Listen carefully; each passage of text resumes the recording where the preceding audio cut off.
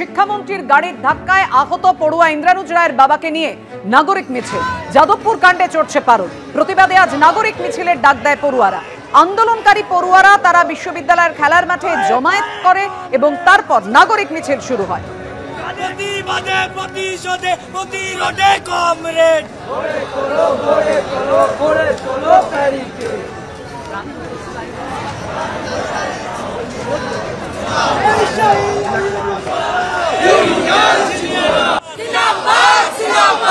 অবিলম্বে সাহিল আলীর মুক্তি চাই, মুক্তি চাই, মুক্তি চাই, মুক্তি চাইতে এই মিছিল চলছে, চলছে, চলবে।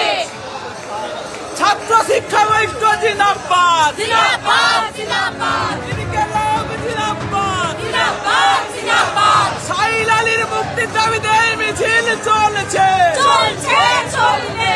ইনকিলাব জিন্দাবাদ, জিন্দাবাদ, জিন্দাবাদ। ছাত্র শিক্ষা ঐক্য জিন্দাবাদ, জিন্দাবাদ, জিন্দাবাদ।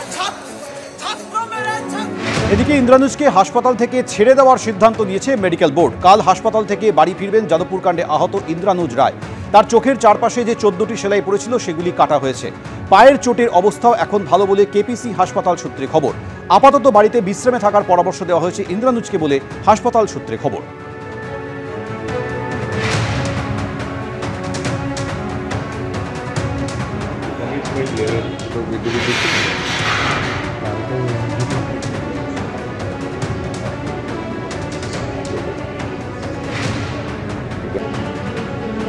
में तुम्हारे को पूरी चेहरा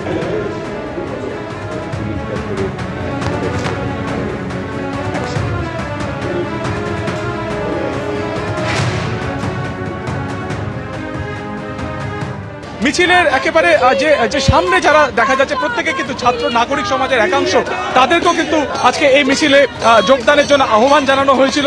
তাদের একাংশ এখানে আজকে যোগদানও করেছিলেন। আমরা দেখলাম কিছুক্ষণ আগে ইন্দ্রানুজ রায়ের বাবা তিনি নিজে পর্যন্ত যোগদান করেছিলেন এবং তারও কিন্তু একটাই দাবি যে অচলাবস্থা দ্রুত কাটাতে হবে, ছাত্রছাত্রীদের যে পঠন পাঠনের যে পরিবেশ সেই পরিবেশকে কিন্তু সামনে আনতে হবে এবং সেই দাবিকে সামনে রেখেই কিন্তু আরো একাধিক দাবিকে সামনে রেখে আজকে এই ছাত্র সমাজ নাগরিক সমাজকে ডাক দিয়েছে এবং তারা এই মুহূর্তে তারা কিন্তু রাস্তায় নেমেছেন এবং একাধিক দাবি তারা সামনে রেখেছেন।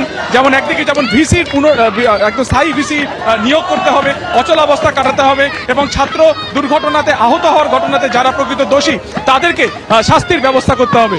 আরো একাধিক দাবি রয়েছে। তোমরা এখন এই মুহূর্তে যাচ্ছ, এগিয়ে এসো। কি কি দাবি রয়েছে? আমাদের 5 দফা দাবি রয়েছে। আমরা মনে করছি যে অবিলম্বে ছাত্র সংসদ নির্বাচনের দাবি আমাদের প্রাথমিক দাবি। আমাদের দ্বিতীয় অত্যন্ত গুরুত্বপূর্ণ দাবি হচ্ছে আমাদের সাথী সাহিল আলী যাকে পুলিশ কাস্টাডিতে রাখা হয়েছে তার অবিলম্বে নিঃশর্ত মুক্তি দিতে হবে। তা বাদে আমাদের বাদবাকি ছাত্রছাত্রীরা যাদের বিরুদ্ধে মিথ্যে মামলা দেওয়া হয়েছে তাদের মিথ্যে মামলা প্রত্যাহার করতে হবে এবং আমাদের যে সমস্ত ছাত্রীরা আহত হয়েছে সেদিনের ঘটনার পর তাদের চিকিৎসার সমস্ত খরচ ব্যয় করতে হবে ইউনিভার্সিটিকে এবং বাপ্ত বসুর বিরুদ্ধে আমরা আইনি মামলা করতে চাই এবং সেই দিন যে সমস্ত গুন্ডারা উপস্থিত ছিল তাদের বিরুদ্ধে মামলা করতে হবে, আইনি মামলা করতে হবে এবং সেখানে ইউনিভার্সিটিকে পার্টি হতে হবে।